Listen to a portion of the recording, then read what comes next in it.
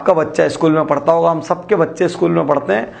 आज स्कूल में जो क्राफ्ट का असाइनमेंट मिलता है वो कौन करता है? क्या आपको लगता है बच्चा करता है? गलत।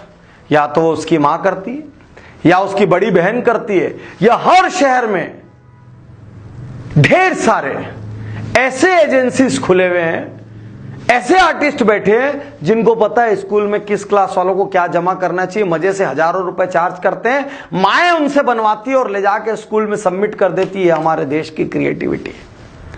मैं आज यहां खड़ा हूं, मैं क्यों पता है स्टीव वोजनियाक की बात से सहमत हूं? क्योंकि मेरे ऑफिस में कुछ दिन पहले कुछ पदों के लिए इंटरव्यू हुए, जिसमें प्यून के पद के इंटरव्यू के लिए कई एमए और कई एमकॉम लोगों ने अप्लाई किया। और ये बोलते वक्त मेरे को पीड़ा है, अथाह पीड़ा। जब मैंने उसको मना किया तो वो मुझसे कहता है कि सर ऊपर भी नौकरी नहीं मिलेगी, नीचे भी नौकरी नहीं मिलेगी तो क्या करेंगे? हमारे देश की स्थिति ऐसी है कि 12th क्लास में पढ़ने वाले को डीडी बनाना नहीं आता, चेक साइन करना नहीं आता, वो पोस्ट ऑफिस में जाके एक छोटा सा प्रोसेस नहीं कर सकता। कई बार यह संभव है कि उसने बैंक तक में कदम न रखा हो। यह कैसी एजुकेशन व्यवस्था है जो फेल होने की इजाजत ही नहीं देती, जो प्रयोग करने की इजाजत ही नहीं देती। कुछ दिन पूर्व फ्लाइट में मुझे अमेरिका का एक प्रोफेसर मिला। वो कहता है हमारे यहां बच्चा स्कूल पास होते होते और फर्स्ट सेकंड यूजी तक आते आते वो कई बार अपने बिजनेस शुरू करके फेल हो चुका होता है, और हमारे यहां का बच्चा ग्रेजुएट होते तक भी मां के पल्लू से बंधा हुआ रहता है। वो कहते हैं हमारे यहाँ का बच्चा कपड़ा धो लेता है, हमारे यहाँ का बच्चा फील्ड वर्क कर लेता है, हमारे यहाँ के बच्चे को गार्डनिंग आती है, हमारे यहाँ का बच्चा मशीन सुधार लेता है, हमारे यहाँ का बच्चा एडवेंचर कर लेता है। हमारे यहाँ का बच्चा क्या करता है? कुछ नहीं करता, क्योंकि उसके घर वाले हर चीज उसको मैनेज करके दे देते हैं। एक तरफ घर मैनेज करके दे देता है, दूसरी तरफ स्कूल प्रयोग नहीं करने देता। क्या गलत कहा स्टीव वोजनियाक ने? क्या गलत कहा? मैं आपको बता रहा हूं, यही चलता रहना, भारत पढ़े लिखे अनएम्प्लॉयबल लोगों का देश बन जाएगा।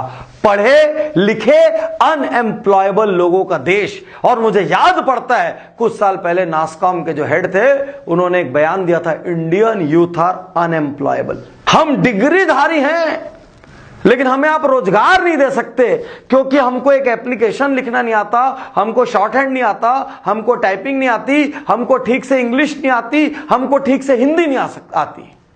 हम ऐसे विचित्र युग में फंस गए जहां पर टियर 2 टियर 3 सिटी के बच्चे को अपनी इंग्लिश भी नहीं आती ठीक से, और वो हिंदी में भी 77, 68 और 85 नहीं बोल सकता। वो खत्म हो गया, वो ना इधर का रहा ना इधर का रहा। तो अब क्या करें? देश को क्लर्कों का देश बना दे? अब क्या करें? और जिसपे इतराते हो, सत्या नडेला, इंदिरा नूई, ये इंडिया ने बड़ा किया गया इनको। ये सब की प्रतिभा फॉरेन में जाके जब इन्होंने पोस्ट ग्रेजुएशन किए, बड़ी बड़ी कंपनी में वो सोचने का इकोसिस्टम मिला, तब जाके सत्या नडेला बने और इंदिरा नूई बने। ये तो आप और हम खुश होने के लिए बोलते हैं, भारतीय मूल के होते रहिए खुश, लेकिन वही सत्या नडेला हिंदुस्तान में रहते तो निपट जाते हो। वही इंदिरा नूई हिंदुस्तान में रहती तो आधे समय वो घर में बच्चों को बैलेंस करने में, बाद में सास ससुर को बैलेंस करने में, उसके बाद समाज को बैलेंस करने में, उसके बाद वर्क प्लेस को बैलेंस करने में खत्म हो जाती। यही इंडिया है। क्या हम ऐसे इंडिया से अगली सदी में जाएंगे? आज इस केस स्टडी के माध्यम से मैं आपको जगाना चाहता हूं, क्योंकि हमारा काम यही है।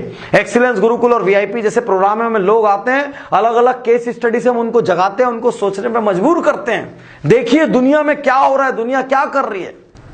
तो साथियों, आज हमको सोचना होगा कि ऐसे पढ़ाने से क्या ना पढ़ाना अच्छा है, या हम सब मिल के आवाज उठाएं इस देश के एजुकेशन सिस्टम को प्रयोगशील बनाने के लिए, इस देश में असफलता को सम्मान दिलाने के लिए। क्योंकि जीतने के पहले हारना जरूरी है, नहीं तो हार से इतना भय पैदा हो जाएगा कि जीतने की कोशिश भी नहीं करोगे, यहां तक कि ट्राई नहीं करोगे। इस देश में रिसर्च का एनवायरनमेंट डेवलप करने के लिए स्थिति इतनी विचित्र है। कंप्यूटर में आज जो बुक स्कूल में पढ़ाई जा रही है, वो टेक्नोलॉजी 3 साल पहले ऑब्सोलीट हो चुकी है, लेकिन पुस्तक बदली नहीं गई।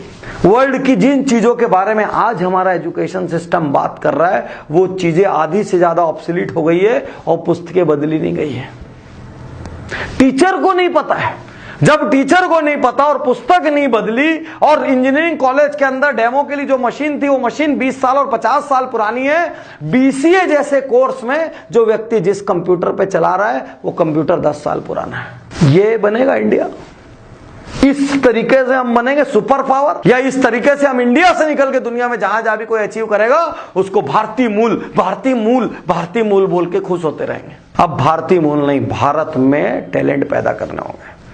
इसके लिए मैं आपसे आग्रह करता हूं, यदि आप मेरी बात से सहमत हैं कि भारत का एजुकेशन सिस्टम रद्दी और कबाड़ है, इससे 1000 गुना अच्छा तो हमारा गुरुकुल था पुराने जमाने का, ऋषियों मुनियों का, जहां पर बच्चों को शस्त्र चलाना सिखाया जाता था, जहां बच्चों को जानवरों को पालना सिखाया जाता था, जहां बच्चों को अपना अनाज खुद उगाना सिखाया जाता था, जहां बच्चों को शास्त्र सिखाए जाते थे, जहां उनको मल्ल युद्ध सिखाया जाता था, जहां स्पिरिचुअल, इंटेलेक्चुअल, फिजिकल सारे एस्पेक्ट पे ध्यान दिया जाता था। आज कुछ एस्पेक्ट नहीं बचा।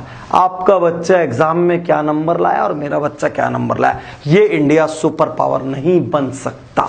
मेरी कड़वी सच्चाई सुन लीजिए, यदि इंडिया का एजुकेशन सिस्टम ऐसा रहा हम कभी सुपर पावर नहीं बन पाएंगे, हम औसत क्लर्कों का देश बन के रह जाएंगे।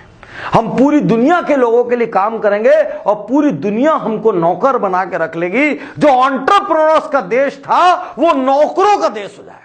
यदि आप मेरी बात से सहमत है कि भारतीय एजुकेशन सिस्टम को स्क्रैप करके प्रैक्टिकल एजुकेशन सिस्टम, जिसमें प्रैक्टिकल लर्निंग हो, जिसमें इंटेलेक्चुअल, जिसमें सोलफुल, जिसमें फिजिकल, जिसमें अपने आप से एकांत में बात करना सिखाया जाए, जिसमें खुद का स्वॉट, स्ट्रेंथ, वीकनेस, अपॉर्चुनिटी, थ्रेट जैसे एनालिसिस करना सिखाया जाए, जिसमें लिसनिंग पे जोर दिया जाए, जिसमें प्रैक्टिकल और प्रैक्टिकल पे फोकस हो, ऐसा एजुकेशन सिस्टम यदि लाना है तो आपको इस वीडियो को शेयर करना होगा।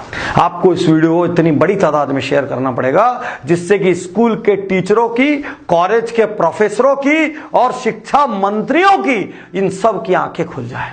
आपको इसको भारत का टॉप ट्रेंडिंग वीडियो बनाना पड़ेगा यदि आपको अपने बच्चों को बचाना है, नहीं तो कल आपके माता पिता होने पे आपको अफसोस होगा, क्योंकि आपके बच्चे पूछेंगे बड़े होके इससे अच्छा तो पापा नहीं पढ़ाते तो ज्यादा अच्छा होता। यदि मेरा क्राफ्ट स्कूल से लाके मम्मी को ही करना था तो नहीं करवाते क्राफ्ट,